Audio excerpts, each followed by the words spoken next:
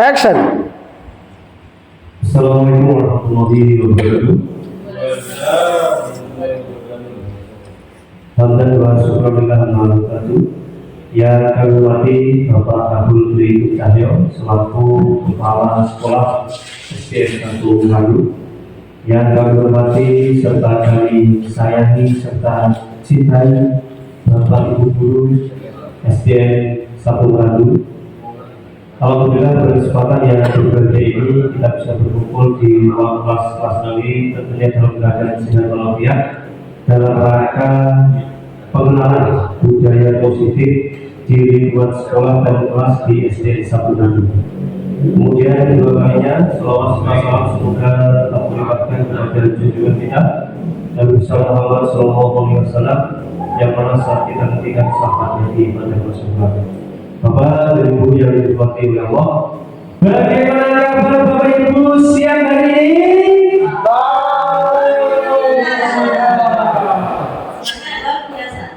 Saya semangat yang kompak boleh. Bagaimana kabar Bapak Ibu semuanya? Wah, betul ya bagus. Dan penonton kuliah ini. Bagaimana kabar Bapak dan Ibu siang hari ini? Semangat! Ini sih biar beban di pikiran sudah tidak bisa lepas. Jadi semuanya itu sudah harus yang lepas. Yang kurang.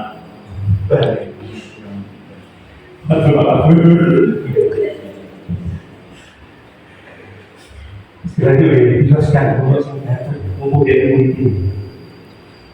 Bagaimana kabar Bapak dan Ibu siang hari ini? Siang hari ini? Tepuk tangan kita semuanya. Ya, semuanya sekali lagi mengucapkan terima kasih kepada Bapak dan Ibu semuanya yang sudah meluangkan waktunya untuk datang dan berkumpul di ruang kelas 6 ini, tentunya dalam kegiatan yang istimewa yaitu dalam program pengenalan budaya positif di lingkungan sekolah dan kelas SD 1 Manado ini.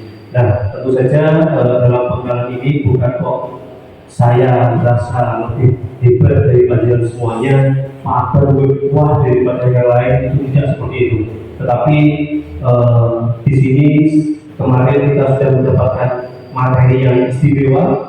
Jadi harapan kami dengan materi yang istimewa itu, jika hanya saya sendiri yang memiliki, jadi kan saya yang bertanya cuma saya.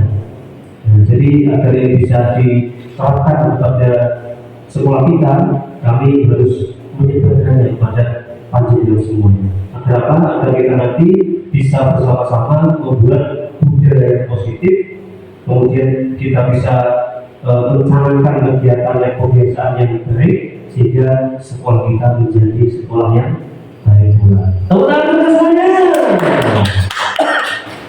Ya, namun Bapak Ibu semuanya, sebelum kita memasuki ke materi, ada baiknya kalau kita dengarkan dulu kata-kata atau pembuka dari Pak Abdul Dwi Cahyo. Kepada beliau waktu dan tempat dipersilakan. Assalamualaikum warahmatullahi wabarakatuh. Yang saya hormati Ibu Bapak Guru, khususnya calon guru penggerak yang hari ini sudah sampai pada materi budaya positif. Saya mengapresiasi pada guru yang telah menyelesaikan modul sampai ke topik budaya positif, karena hal ini merupakan bagian yang terpenting dari kegiatan di sekolah dalam rangka untuk menuntun murid. Karena budaya positif ini merupakan nilai-nilai, ya, nilai-nilai kemudian budaya-budaya yang harus dikembangkan, ya, di anak-anak. Sekali lagi, tugas guru adalah menuntun sesuai dengan kodrat alam dan kodrat zamannya. Karena dengan kodrat alam dan kodrat zaman ini adalah tantangan besar bagi ibu bapak guru dalam membina, membimbing putra putrinya panjenengan semua yang ada di sekolah ini. Oleh karena itu budaya positif merupakan budaya yang sangat urgent, ya, yang merupakan nilai-nilai yang harus terus dikembangkan setiap hari, setiap waktu dalam rangka menuntun putra putri panjenengan, murid-murid panjenengan untuk menjadi murid-murid yang bisa menjadi murid yang memanfaatkan hidupnya untuk kemaslahatan dan kebahagiaan dirinya dan kebahagiaan orang lain. Oleh karena itu, budaya positif sebagai nilai-nilai dan kesepakatan yang ada di diri murid dan orang lain ini perlu dikembangkan setiap saat, sekali lagi setiap waktu pada murid-murid putra-putra didik panjenengan yang ada di sekolah. Karena hal kecil apapun, apabila nilai-nilai budaya positif ini terus dikembangkan, maka tatkala nanti akan menjadi generasi penerus, tatkala nanti sudah menjadi atau menduduki tempat-tempat tertentu, jabatan-jabatan tertentu, ruang-ruang tertentu di masyarakat, maka akan menjadi kebiasaan yang baik, sehingga tadi kemaslahatan, kebahagiaan dirinya dan kemaslahatan orang lain niscaya akan bisa ditumbuh dan dikembangkan. Oleh karena itu, pada ibu bapak guru yang hari ini menyelesaikan topik budaya positif, mohon untuk dikembangkan di kelas, ya, tidak hanya jargon atau melewati modul atau menyelesaikan modul saja, tetapi harapan saya bisa diimplementasikan di peserta didik. Kemudian nanti saya mengharapkan ada multiplier effect, jadi ada dampak positif terhadap guru-guru yang lain. Karena dengan adanya materi-materi yang baik, yang bagus ini, yang perlu dikembangkan di sekolah ini, nanti saya berharap rekan-rekan calon guru penggerak ini bisa memberikan inspirasi dan membagikan materi-materi yang baik ini, praktek-praktek baik di kelasnya kepada guru-guru yang lain, sehingga budaya yang positif ini bisa menyebar tidak hanya pada tataran individu calon guru penggerak dan muridnya saja, tetapi menyebar pada guru-guru lain dan siswa-siswa yang lain. Mungkin itu yang bisa saya sampaikan.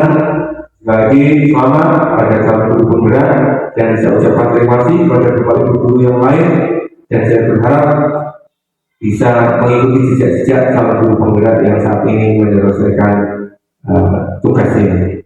Saya akhiri, wassalamualaikum warahmatullahi wabarakatuh. Jadi Bagul, terima kasih atas sambutannya. Semoga itu bisa menambahkan motivasi serta bisa menambahkan kekuatan pada diri kami untuk menerapkan budaya positif di lingkungan sekolah serta kelas yang ada di SDN 1 ini. Bapak Ibu semuanya, sebelum kita memasuki ke materi yang budaya positif, kira-kira kalau Bapak membaca tentang budaya, apa yang ada di pikiran Bapak dan Ibu semuanya? Berpikir positif. Ya, budaya berarti berpikir positif. Budaya. Kalau bagus apa? Budaya. Budaya itu kalau saya pikirkannya itu kebiasaan. Kebiasaan di sekolah ini agar budaya positif, Pak. Jadi di situ ada nilai-nilai yang harus di dalamnya positif atau kebaikan yang kita tanamkan. Mungkin seperti itu. Terima kasih. Kalau Pak Abdul, budaya itu. Terima kasih Pak Abdul. Kalau budaya menurut saya itu ada unsur kehendaknya. Jadi kalau kita memiliki kehendak, kemudian itu dilaksanakan secara terus menerus ini akan menjadi budaya. Jadi saya ingin datang tepat waktu, jadi kehendaknya sendiri, sehingga kalau dilaksanakan secara kontinu itu menjadi budaya. Mungkin itu terima kasih. Terima kasih Pak Guru. Kalau budaya sebagai keluarga budaya itu apa? Mungkin punya pandangan dari segi. Terima kasih atas waktunya Pak Akbar. Kalau menurut saya mengadopsi dari kata-katanya Pak Agus juga, menurut saya budaya yaitu kebiasaan, budaya positif. Jadi kebiasaan baik yang dilakukan secara terus menerus itu akan menjadikan sebuah budaya seperti itu. Terima kasih atas jawaban dari Bapak Ibu semuanya. Jadi kalau boleh saya merangkum dari jawaban Bapak Ibu semuanya, budaya itu ada yang mengatakan tadi budaya itu sebuah kebiasaan yang dilakukan secara kontinu atau terus menerus. Kemudian ada juga Bapak Ibu tadi juga mengatakan bahwa budaya itu adalah sebuah kehendak dari dalam diri manusia itu sendiri. Jadi kalau boleh kami simpulkan bahwa budaya itu adalah kehendak dari dalam kita yang menjadi sebuah kebiasaan. Gila, bagus ini. Budaya tiban, ini budaya betul tiban. Budaya tiban. Itu biasanya kan kalau jarang hujan, diadakan yang namanya budaya tiban. Kemudian budaya selamatan itu budaya sehingga budaya itu apabila dilakukan secara kontinu atau terus menerus dia akan menjadi sebuah kebiasaan yang dilakukan secara kontinu terus menerus dan berdasarkan kehendaknya sendiri, dia akan menjadi sebuah budaya. Jadi budaya itu sangat berhubungan erat dengan yang namanya kebiasaan dan kehendak. Itu terkait dengan budaya. Nah, jadi Bapak Ibu semuanya, latar belakang budaya positif di sekolah kita itu adalah untuk menumbuhkan budaya positif di lingkungan sekolah kita. Ya, jadi dengan adanya diseminasi ini kita ini bersama-sama nanti kita akan menumbuhkan kebiasaan-kebiasaan positif yang bisa kita terapkan di sekolah kita, terkhusus untuk kelas kita masing-masing. Karena dengan adanya budaya ini tentu saja kelas kita akan menjadi lebih terkontrol, lebih terkontrol. Karena dengan kebiasaan-kebiasaan itu siswa akan terbiasa untuk melakukan kegiatan-kegiatan yang positif. Kemudian untuk tujuan budaya positif, jadi yang pertama adalah meningkatkan hasil belajar siswa. Nah, tentu saja dengan kebiasaan-kebiasaan yang baik, misalkan siswa berdisiplin dalam belajar, kemudian rajin dalam belajar, itu nanti tentunya akan berimplikasi pada meningkatnya hasil belajar siswa. Kemudian yang kedua, itu tentu saja menciptakan pembelajaran yang aman dan nyaman bagi siswa. Nah, tentu saja dengan budaya positif itu, kalau kita membuat budaya yang positif di sekolah kita, itu tentunya siswa itu akan nyaman, akan aman dari segala gangguan. Itu gangguan dari temannya, kemusilan dari temannya, kemudian dia juga akan nyaman dalam belajar. Itu karena kita sudah memiliki budaya positif di sekolah kita. Kemudian yang ketiga, mengembangkan keterampilan sosial dan emosional. Tentu saja tujuan pendidikan itu adalah nantinya mereka bisa berkembang di masyarakat sesuai dengan potensinya. Mereka berkembang di masyarakat dengan bahagia. Nah, jadi sejak di sekolah kita juga harus melatih siswa itu agar dia bisa bersosial dengan temannya. Karena ujung-ujungnya mereka nanti akan kembali ke masyarakat. Dan juga dengan adanya budaya positif itu, tentu saja itu juga akan melatih emosional siswa. Bahwa di dunia ini tidak boleh yang namanya sakar diri. tidak boleh seenaknya sendiri, karena kita kalau melakukan segala sesuatu itu pasti ada aturan-aturannya. Masuk di sini aja ada aturannya. Kemudian tokoh diri aja juga ada aturannya. Itu akan membangun emosional serta membangun karakter siswa. Itu tujuan positif, tujuan budaya positif yang nantinya akan kita laksanakan bersama.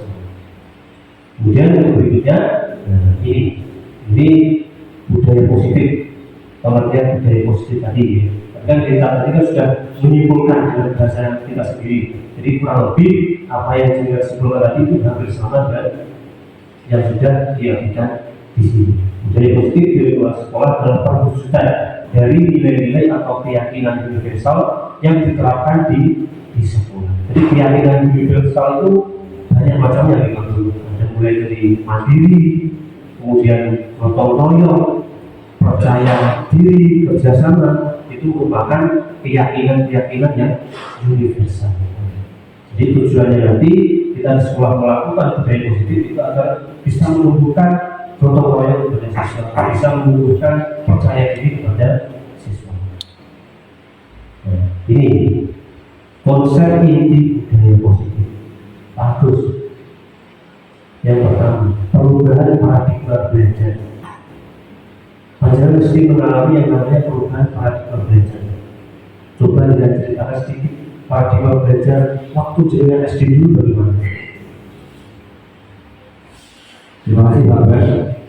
Kalau dulu itu saya itu mengalami kalau tidak bisa biasanya di hukum, dididik dan ngajar sampai loh, jangan sih. Cukup namanya.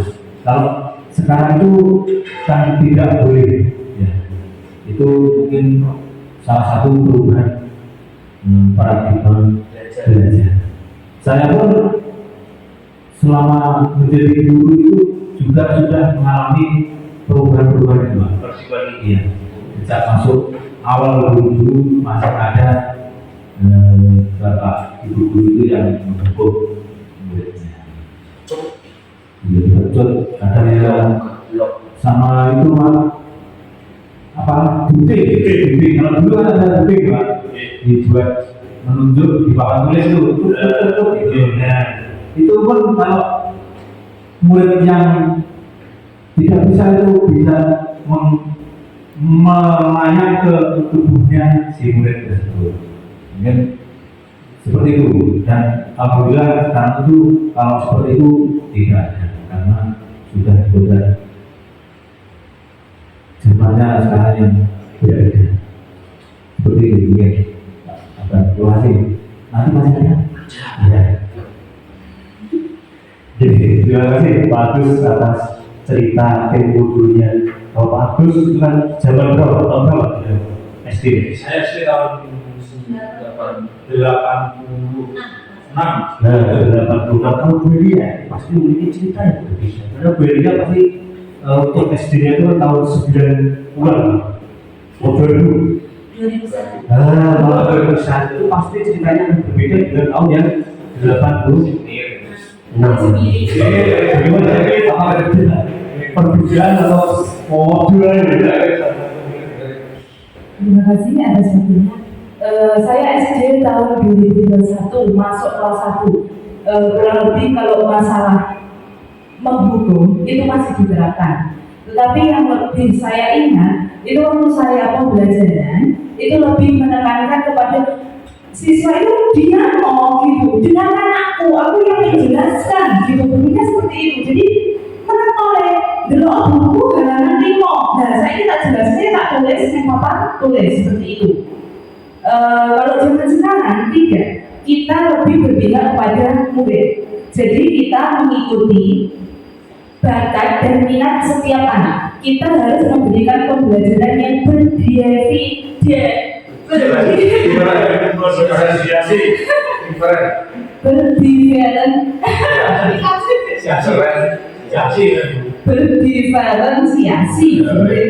Yang ngapunten dilatih F betul. Angin.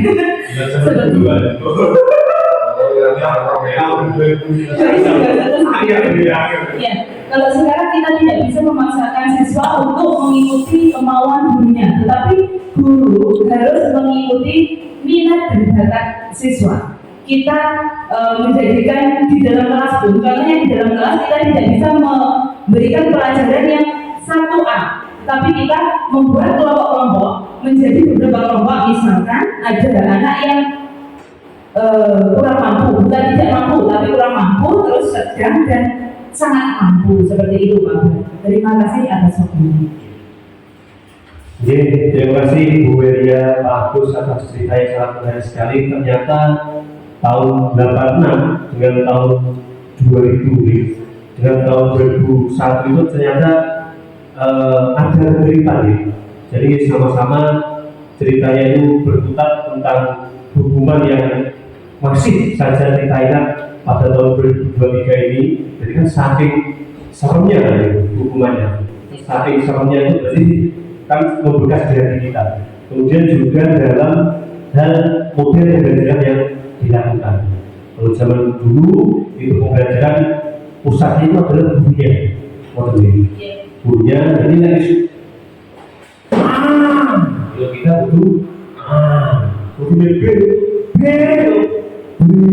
mau ya jawab C ke C disalahin, padahal prosesnya menuju ke sana itu hampir sama. Nah, Guru itu kalau zaman dulu kan di buku lagi ditiru. oh, Mungkin seperti itu. ambilnya Apakah di hatinya berdebu itu seperti itu mungkin ya. ya mungkin itu dalam amnya Dan ditiru. dalam hal ingasonya, ingasos untuk modelnya kan pemberian contoh yang baiknya. Nah, itu untuk perubahan paradigma belajar ternyata berbeda ya. Dari tahun 6 dan 2000 itu ceritanya sama, yaitu berputar dengan hubungan yang menyenangkan serta pembelajaran yang berpusat kepada gurunya. Kemudian berikutnya disiplin positif yang nanti kita akan bahas. Kemudian ada kebutuhan dasar manusia, di mana setiap manusia itu memiliki kebutuhan dasar yang berbeda-beda. Jadi setiap manusia tidak boleh kita tidak boleh sama kebutuhan dasarnya, 5 kebutuhan dasar manusia itu. Kemudian berikutnya adalah motivasi perilaku manusia. Yang berikutnya lagi adalah posisi kontrol guru. Yang berikutnya keyakinan kelas, dan yang terakhir itu adalah berkaitan dengan segitiga restitusi. Untuk yang pertama tadi sudah kita bahas bersama-sama tentang perubahan paradigma belajar. Terus bagaimana tentang perubahan paradigma belajar untuk saat ini? Nah, itu. Jadi ternyata pada semua itu sudah memahami perubahan paradigma belajar yang ada pada saat ini. Bahwa kalau zaman dulu itu pembelajaran untuk manut guru B, harus berpusat kepada gurunya. Gurunya C, C, B double, oleh B tunggal nggak oleh, harus waktu kalau gurunya. Tapi di zaman sekarang ini karena karakter siswanya juga sudah berubah, zamannya juga sudah berubah, teknologi juga sudah berubah, maka paradigma pembelajaran di tahun 2023 ini juga harus berubah. Karena siswa kita pada zaman saat ini dia menganut gen Z,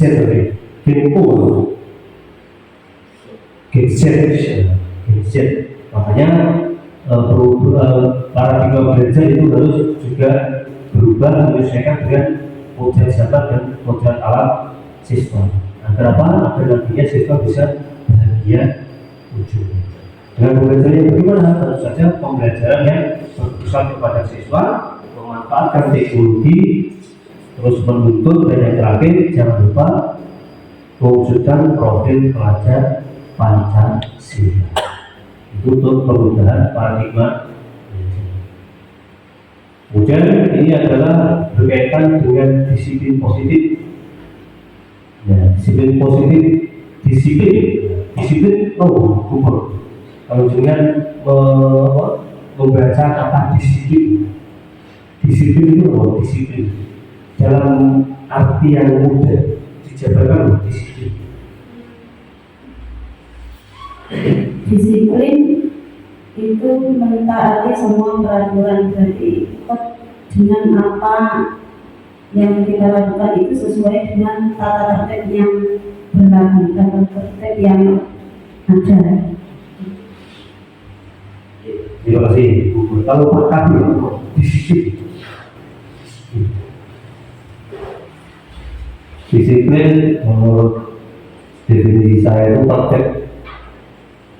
Jadi kalau tertib identiknya dengan disiplin. Terima kasih Pak. Jadi menurut ukur tadi disiplin itu taat pada aturan. Pak Kabul lebih condong ke tertib. Lebih condong ke tertib. Jadi disiplin itu bisa kita artikan dengan kontrol diri kita kepada hal-hal yang bersifat positif. Itu yang dimaksud dengan disiplin.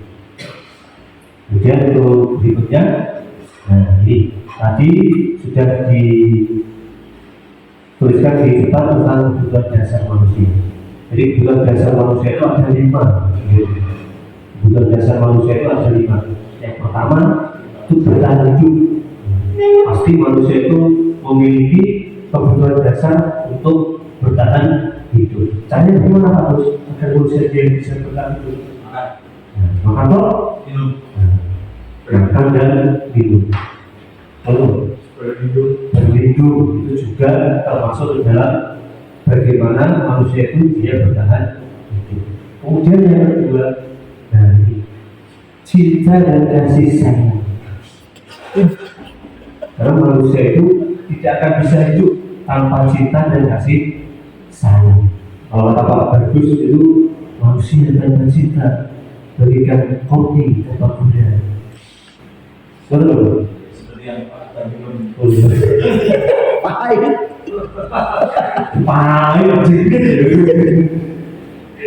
Jadi manusia itu dia juga tidak bisa hidup tanpa adanya cinta dan kasih sayang. Maka dari itu, maka mari selama kita masih hidup di dunia ini kita memperbanyak cinta dan kasih sayang dalam tanda kutip. Cinta dan kasih sayang dunia dalam tanda kutip. Jangan sampai disalahkan. Lupa berikut cinta dan kasih sayang. Ini tak cinta ini. Jadi besok Pak Bar yang merubah kopinya ya. Yang kemarin tidak pakai gula, besok pakai gula. Yo, kemudian yang ketiga itu ada lagi penguasaan, dan yang keempat itu tentang kebebasan, ya. Kalau manusia itu kan tidak suka untuk dikekang. Penguasaan itu maksudnya Penguasaan itu mungkin ada jawaban dari Pak Abdul sebelum saya jawab. Penguasaan kalau kita kalau kita urai dari penguasaan mati bahasa kan biasa dari kata kuasa. Jadi kuasa itu kemampuan seseorang untuk bisa mempengaruhi orang lain, ya. Jadi bisa mempengaruhi orang lain. Jadi kalau bisa mempengaruhi orang lain berarti bisa menata orang lain, bisa mengatur orang lain. Dan dihubungkan dengan budaya positif berarti penguasaan positif, kuasa positif. Dan kedua kemampuan seseorang untuk bisa menata, mengatur dalam hal yang positif. Dalam hal positif bagaimana? Bisa mengatur keuangan, bisa mengatur saudara, bisa mengatur keluarga, bisa mengatur staf, bisa mengatur teman. Setiap orang itu pasti ada kebutuhan dasar ya, pasti, pasti. Namun tingkatannya berbeda-beda. Kalau seorang petani berarti bagaimana bisa mengatur lahan yang diolah. Kalau pedagang ya bukan ranahnya guru. Kalau pedagang berarti yang bisa mengatur guru, yang bisa mengatur pasar, tapi pedagang mengatur barang dan pelanggan. Mungkin itu Pak Akbar dan Pak. Jadi itu ya yang bagus ya, tentang arti penguasaan. Jadi tidak perlu saya sebentar lagi. Itu juga bisa. Jadi jelas. Ya. Ya tadi juga ngomong sedikit.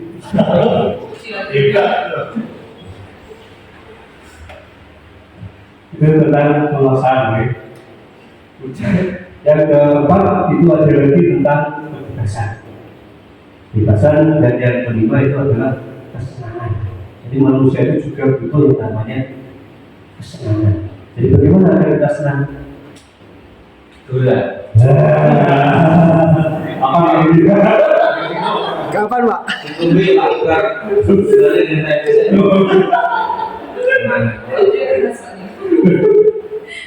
Ya, kesenangan. Jadi kesenangan itu salah satunya adalah kemudian saya mengatakan, sudah juga nanti semuanya. Ya, sih ngomongnya, harus semuanya tidak gula, selalu ngopi, nempel, terus bahagia, iya. Itu karena kesenangan dari setiap orang itu berbeda-beda. Bagus, terus teman di HP, Facebook, harga mobil tertinggi. Wis bahagia, wis lari, 9 kali.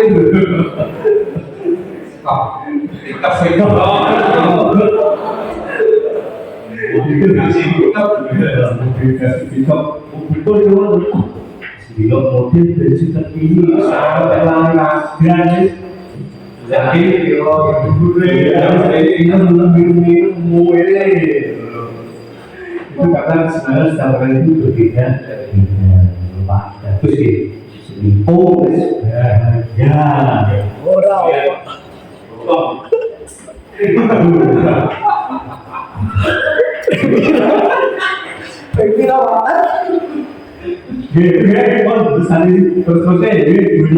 dunia sudah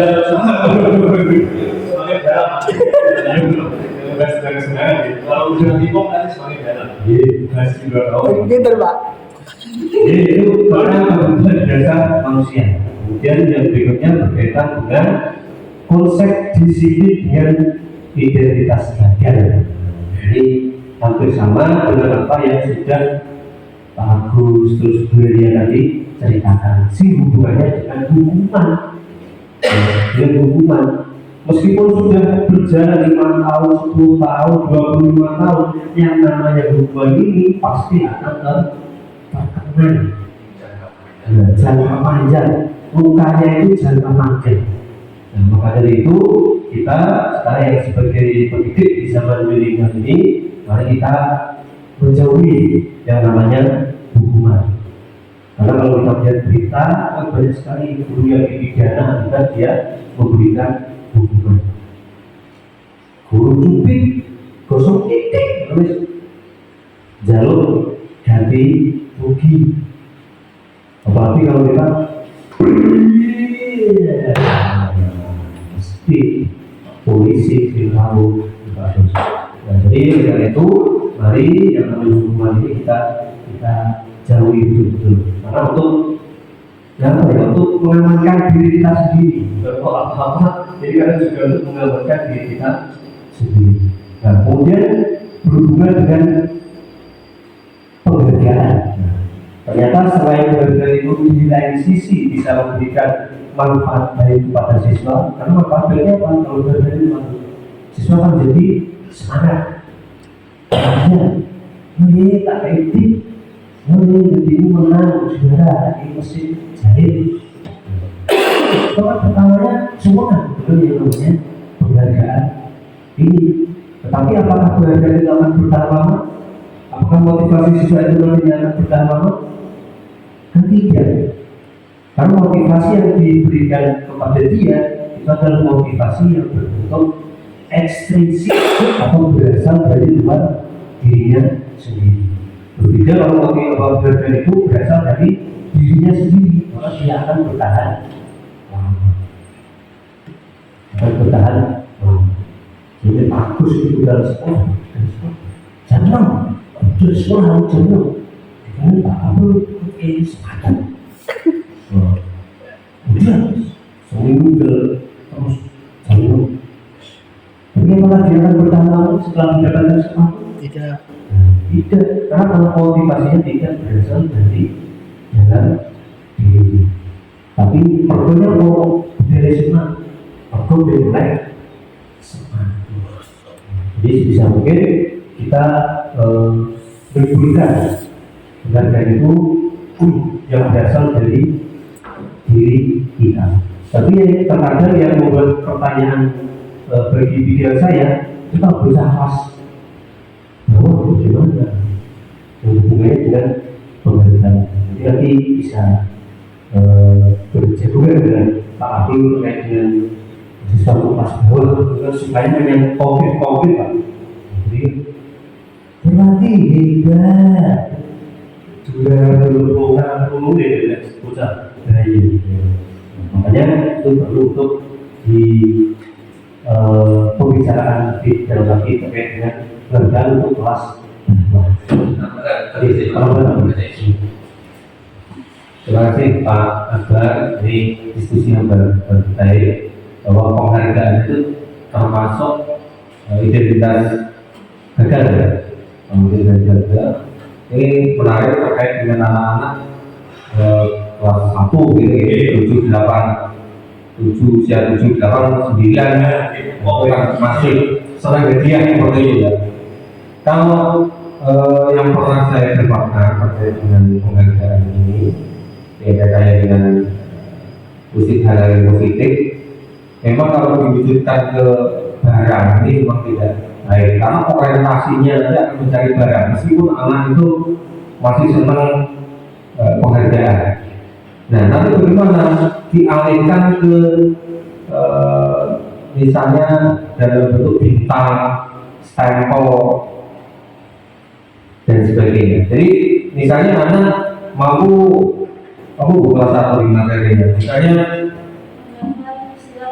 sila Pancasila dengan baik. Berarti kalau tanpa gagal mendapatkan 5 bintang, jadi ditandai bintang bukunya.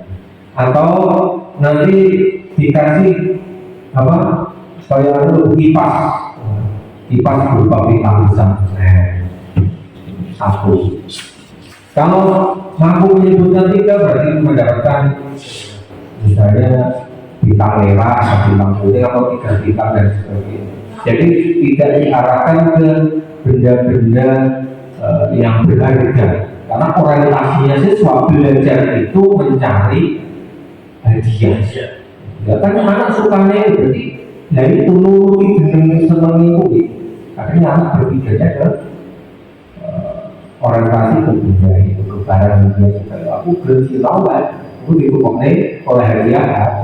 Aku belum lawan yang berupa di parangi hadiah pulpen. Mengurangi hadiah pulpen dan seperti itu loh kita. Mengurangi hadiah dan seperti itu loh. Jadi karena proyek masa lalu.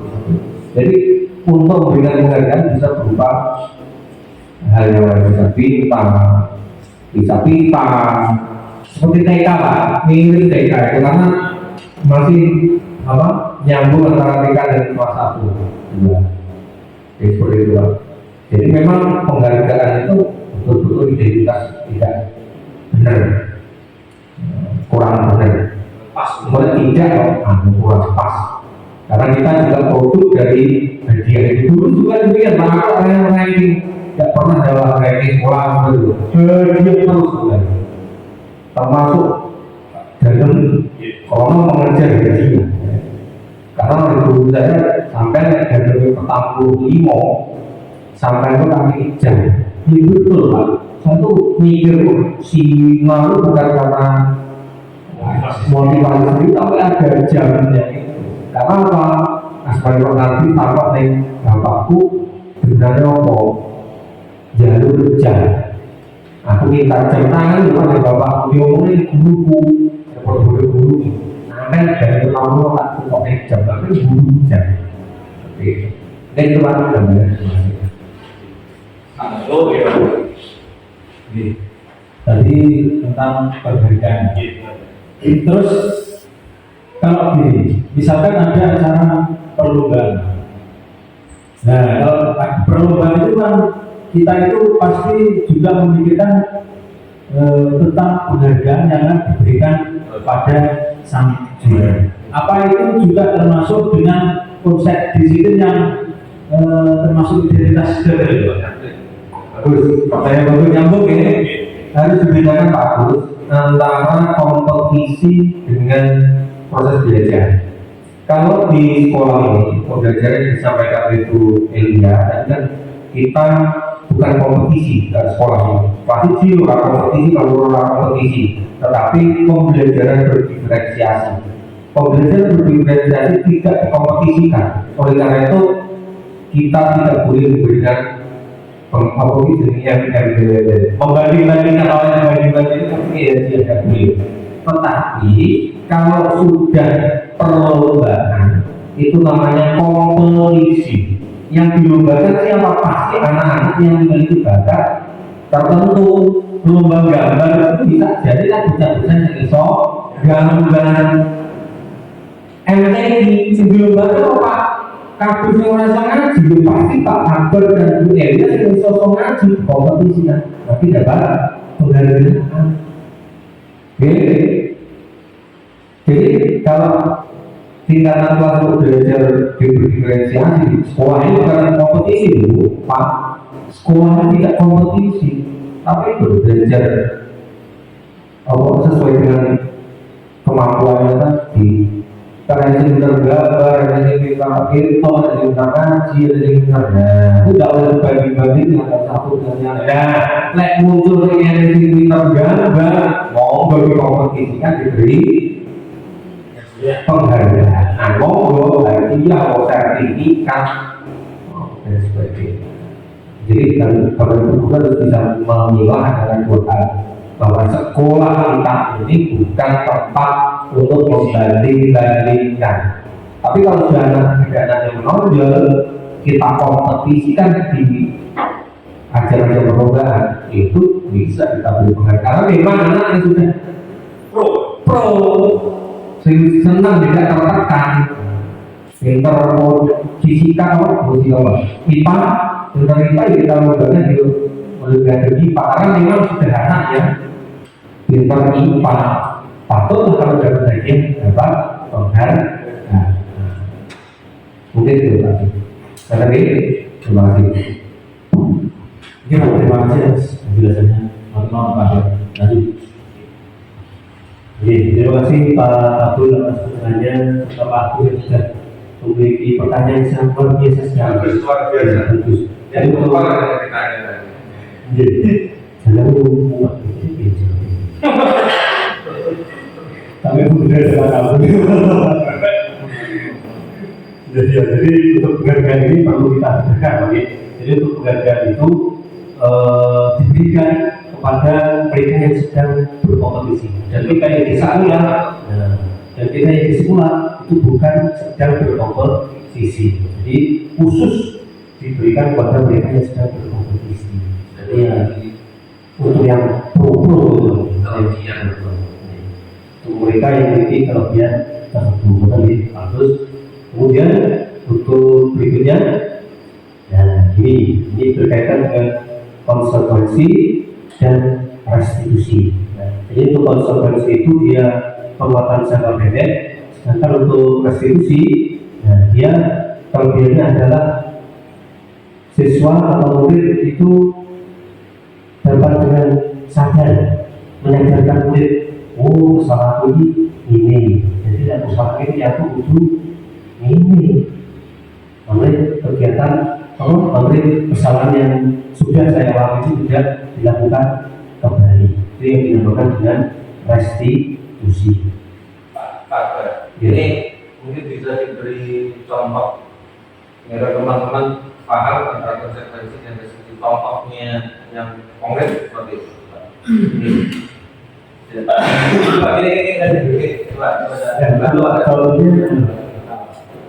Ini mumpung kita ketemu kalau ada momen seperti ini,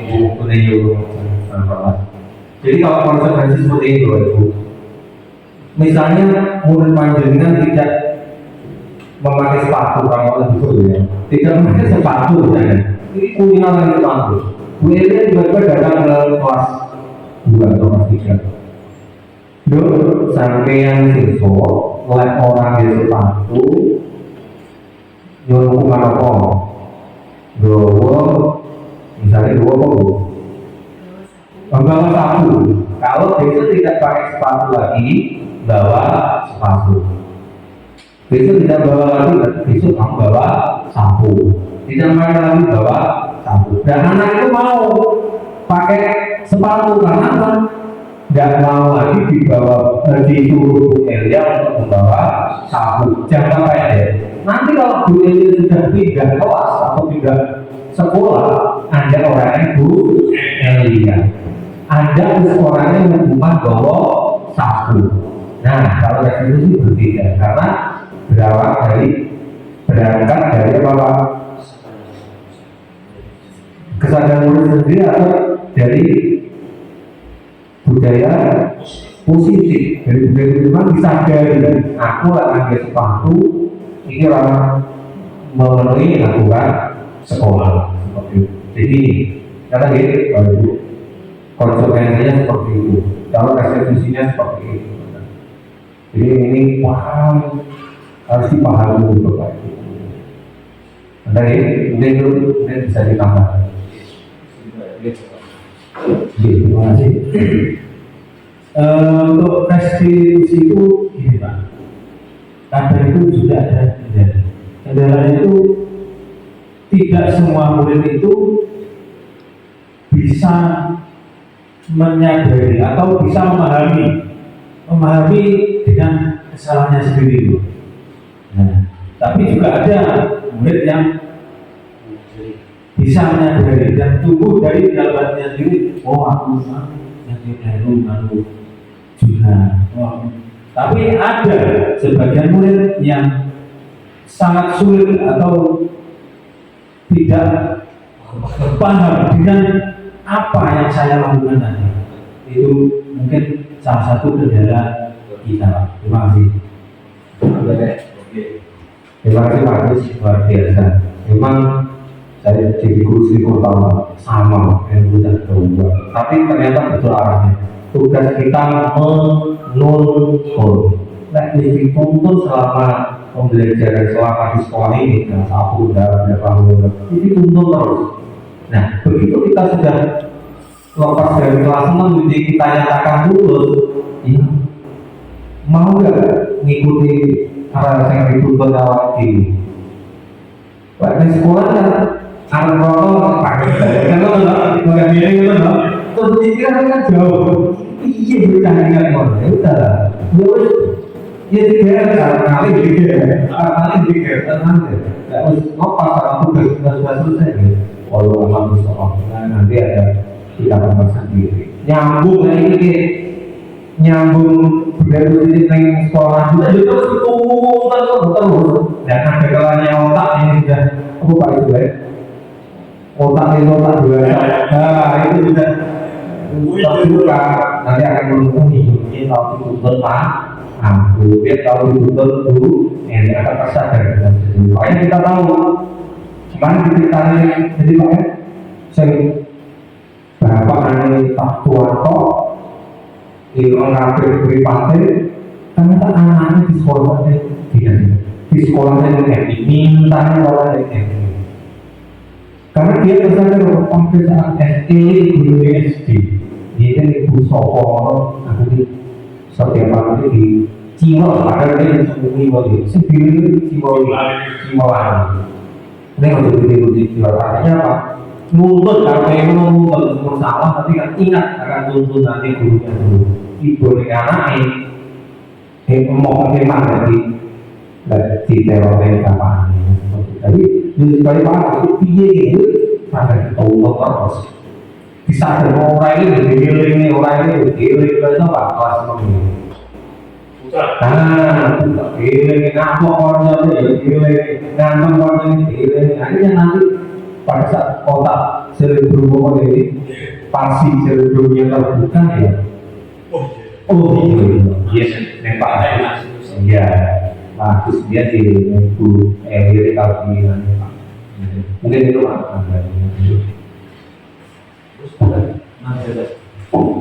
Oke, terima kasih Pak Pakul, terima kasih Pak Agus atas masukan serta pertanyaan yang luar biasa sekali. Dari jawaban Pak Pakul tadi saya juga malah kayaknya ini ternyata pernah diajari tentang konsekuensi. Tapi namanya guru itu yang namanya konsekuensi logis. Jadi kesalahan itu diimbangi dengan perbuatan yang baik. Konsepnya dulu tentang konsekuensi. Jadi misalnya kita usah terus menulis istighfar, menulis satu. Nah, itu sebetulnya perbuatan yang baik. Ini menulis istighfar. Kalau mau istighfar itu saya. Itu sebetulnya juga kegiatan yang baik. Tapi apakah dia bisa menyadarkan bahwa hal yang dilakukan itu salah? Kan belum tentu. Jadi nanti bisa ibu dendam Pak. nah, bisa sedih bisa mungkin mau parah ini berbahaya sekali. Terus berkaitan dengan restitusi tadi, yang berinya oleh keinginan tentang agama tulis. Jadi kalau kita menuntut untuk cerita Nabi Muhammad itu nah, saudara paman terdekatnya gitu ya, Abu Thalib. Nah, Abu Thalib meskipun dia mendukung perjuangan Nabi dalam menyiapkan agama Islam, tetapi sampai dia wafat. Nah, apakah dia masuk Islam? Kan tidak. Dia tetap menjadi seorang kafir. Padahal oleh Nabi itu beliau juga ditijak untuk masuk agama Islam. Tapi karena hidayah itu dia belum datang, maka Abu Thalib tetap menjadi seorang yang kafir. Kalau kita kaitkan dengan restitusi itu, berarti mungkin restitusi itu ada gandeng-gandengnya dengan kegiatan yang dilakukan oleh Nabi Muhammad. Tugas yang itu hanya menuntun, Ya, ini namanya Akhirnya bagus. Karena itu perilakunya berubah. Tapi kalau ada berubah bagaimana? Tugas kita sudah selesai karena sudah menuntun itu tadi. Jadi tinggal dulu hidayah dari Gusti Allah yang tidak boleh bagaimana? Tidak menuntun. Nah, yang tidak boleh semua juga jalur itu yang tidak. Jadi kalau kita tarik, berarti restitusi itu ada hubungannya loh dengan dapat Nabi. Tidak ada garis kalau sampai kelas mantap untuk tetap kan saya tugas kita tentunya Sudah ini Pak.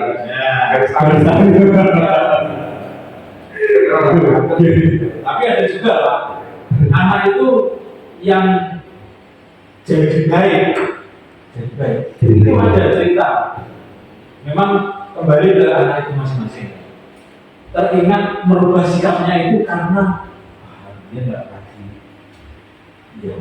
Iya, terima kasih. seperti anak SMP yang sudah keluar kemarin itu ada yang sudah lulus aku dia kayak orang dikelilingi oleh Dedi di luar itu ada gila nah itu ada mungkin juga kembali ke pribadinya anaknya masing-masing. Terima kasih Pak Gusman. Betul, akhirnya seperti ini. Tapi bagi kita pendidik, kita harus semakin keren. Jadi kita punya dasar keilmuan, kemudian dari teori-teori dalam mendidik anak. Jadi yang kita pakai ya teorinya, realnya yang kita luruskan. Kalau ada kekerasan kemudian berubah anak itu bukan ukuran kita. Jadi jangan sampai itu guru kita akhirnya ameliorasi, kita turun lagi pemahamannya musik ini, kita turun lagi pada konsep-konsep yang tidak jalur, tidak bertentangan dengan teori. Jadi kita tetap on track sesuai dengan keilmuan kita. Kalau ada budaya positif tetap menggunakan budaya. Memang satu dua kan ada seperti itu, tapi kalau tidak lebih bahaya lagi, lebih bahaya lagi. Karena kita menyangkut kejiwaan sebuah jiwa penerimaan. Jadi setiap individu tidak sama. Jadi yang paling benar adalah sesuai dengan keilmuan kita. On the track pada ilmu yang kita miliki. Mungkin itu. Mungkin bagus gitu. Mungkin yang diterapkan itu kan pembelajaran tadi lah, jangan lama-lama. Ya, itu pun jangan kita itu pun memang bukannya atau kerasnya itu di luar batas itu bukan, tapi itu pun juga tidak ke semua murid seperti itu hanya ke salah satu murid yang mungkin itu memang kalau diomongi terlalu benar, mungkin seperti itu dia bercerita. Jadi terima kasih Pak Agus atas ceritanya luar biasa sekali terkait dengan konsekuensi serta restitusi. Ternyata bukan ini menarik, saji Pak. Padahal sih 15 lagi. Kemudian untuk berikutnya, nah ini berhubungan dengan motivasi perilaku manusia. Jadi motivasi yang terbaik itu adalah motivasi yang berasal dari dalam diri, bukan dari luar atau motivasi ekstrinsik seperti yang Pak tadi jelaskan. Oh, aku tak butuh jemur beli sepatu, aku tak masaknya iya, dipuji-puji. Itu merupakan sebuah motivasi ekstrinsik yang itu tidak akan bertahan dengan lama. Berbeda dengan motivasi intrinsik atau motivasi yang berasal dari dalam diri. Itu yang dinamakan dengan motivasi perilaku manusia. Kemudian yang berikutnya itu adalah berkaitan dengan posisi kontrol. Nah, jadi seorang guru itu dia ada 5 kondisi.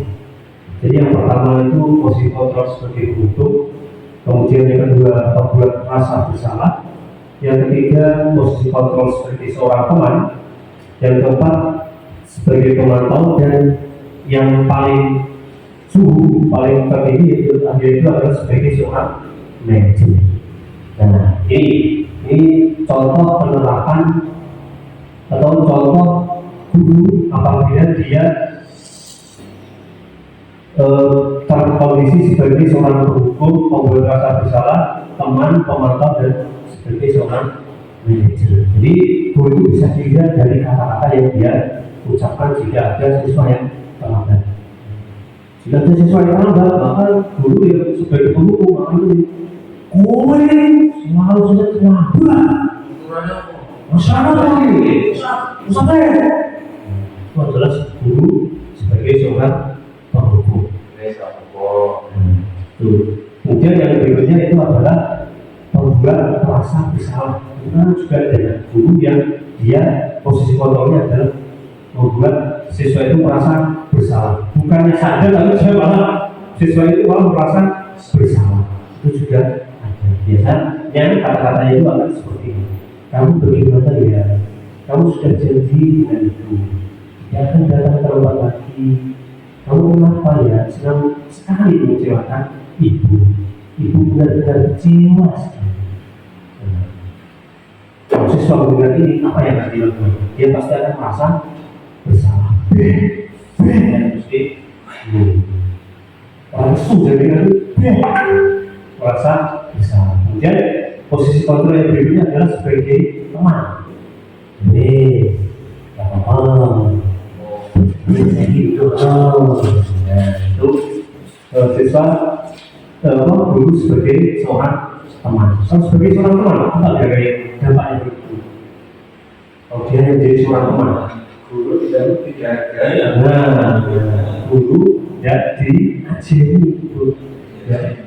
Kalau dia hanya sebagai seorang teman, kalau guru itu tidak akan diajari lah, paling kok boleh.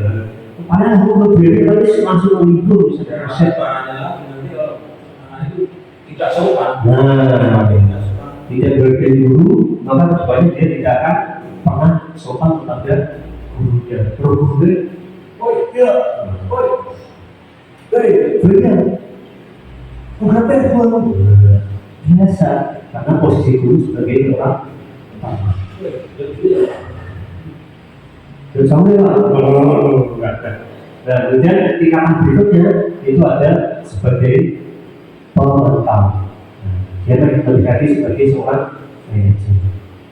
Jadinya apa? Kalau guru itu sebagai seorang pemantau, peraturannya apa, juga dibaca, apa yang perlu kamu lakukan, sanksi atau konsekuensi apa yang patut kamu lakukan. Itu adalah contoh guru sebagai seorang pemantau. Kemudian di posisi yang terakhir, posisi manajer, posisi tertinggi, inilah yang seharusnya kita lakukan. Bahwa guru itu sepatutnya, seharusnya dia adalah sebagai manajer. Sebagai manajer, sebisa mungkin dia sebagai manajer. Karena guru sebagai seorang manajer, maka ketika siswa ada yang melakukan kesalahan, maka sebisa mungkin guru itu akan mendorong siswa itu untuk mendalami kesalahan. Kemudian guru juga sebisa mungkin melakukan restitusi agar siswa itu tidak melakukan kesalahan yang sama di lain waktu. Nah, Bapak Ibu semuanya, restitusi itu juga sebagai guru sebagai seorang manajer itu juga harus memerlukan kesabaran. Karena belum tentu sekali dihubungi, sekali direstitusi siswa itu akan sadar. Ya. Seperti katanya Pak Agus tadi, terus bagaimana? Terus kita juga tidak berusaha untuk melakukan yang namanya restitusi. Jadi terkadang jadi sebisa mungkin kita harus bertindak sebagai seorang manajer untuk melakukan yang namanya restitusi agar siswa itu paham dengan kesalahan yang dia lakukan. Ini juga pernah saya lakukan restitusi siswa itu juga pernah dalam yang bocah yang pernah jajal restitusi juga pernah. Oleh itu ada yang kita itu juga jajal restitusi itu dari ini kurang, dan ternyata sudah kurang dari Pak. Alhamdulillah. Nah, restitusi ini tidak jagungan sih. Kemudian kita ajak dia untuk kapan bentuknya apa loh ini kita ini pelajaran harus kita dulu ya. Jadi kalau kita harus melakukan itu tidak perlu pakai kita tidak namanya tidak diganti lagi dalam membuat itu yang pernah saya lakukan. Kemudian untuk berikutnya, nah ini untuk keyakinan kelas. Keyakinan kelas. Jadi keyakinan kelas itu bapak-bapak semuanya dari ibu, keyakinan kelas ini berbeda dengan yang namanya peraturan kelas. Jadi sebelum membuat keyakinan kelas, kita membuat dulu peraturan kelas. Dan setelah peraturan kelas itu kita buat, maka kita naikkan grade-nya lagi menjadi sebuah keyakinan kelas. Bagaimana cara membuat keyakinan kelas ini? Bapak-Ibu semuanya ya, tentu saja dalam membuat keyakinan kelas ini bisa kita membuatnya bersama-sama dengan siswa.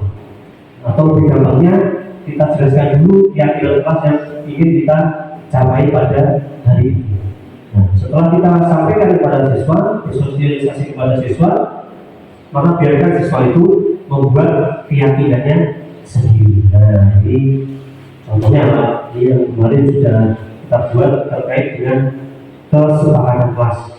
Ini kesepakatan kelas yang pernah saya buat di kelas 6. Kelas 3. Oh ya, kelas 3. Di kelas 3 jadi akhir kelas yang sudah mencoba juga di kelas 3 dan alhamdulillah di puncaknya itu juga mentaati keyakinan kelas yang sudah dia buat. meskipun namanya hujan itu kadang yang enggak semua itu, sehingga kita semangat dalam mengingatkan. Dan ini keyakinan kelas yang pernah kami lakukan di kelas 6. Jadi siswa bagi kertas, mereka menulis sendiri atas keyakinan kelasnya, kemudian ditempelkan di papan tulis. Jadi kalau siswa itu melanggar, keyakinan kelasnya belum selesai. Jadi siswa itu harus melanggar, terus itu tak bilang lagi. Jadi siswa akan isi malu kalau melakukan kesalahan yang sama. Itu terkait dengan keyakinan kelas. Nah, ini langkah-langkah cara membuat keyakinan kelas seperti yang sudah saya contohkan tadi. Kemudian, dan ini berkaitan dengan segitiga restitusi.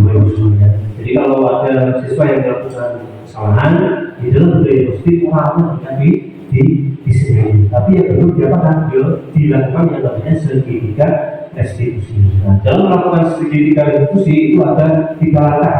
Yang pertama adalah menstabilkan identitas, kemudian yang kedua itu adalah validasi tindakan, dan yang ketiga itu adalah menanyakan keyakinan.